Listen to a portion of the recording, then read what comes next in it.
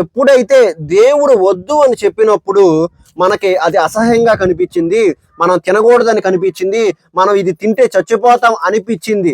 అంటే ఆమెకి ఎప్పుడైతే దేవుడు చెప్పాడు కాబట్టి ఇవన్నీ మనకు అనిపించింది, మన మైండ్లో తినకూడదు, తింటే చచ్చిపోతాం, ఇది చెడ్డదే, మంచిది కాదు అని మనకు అనిపించింది.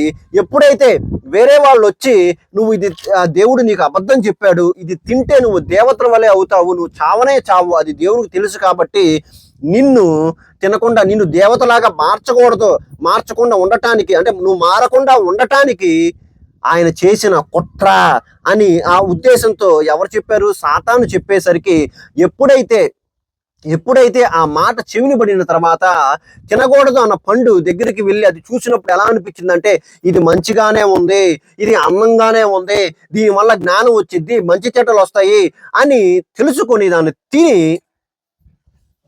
తన భర్తకిచ్చింది.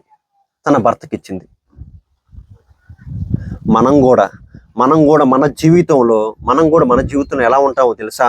మన జీవితంలో వద్దు అన్నదాన్ని ఫస్ట్ బాగానే ఉండిద్ది. ఫస్ట్ మళ్ళీ ఎవరైతే వచ్చి ఏం కాదురా, తప్పు చేసినా పర్లేదు, ఏం కాదు అనగానే మనలో ఏమనిపించిద్ది?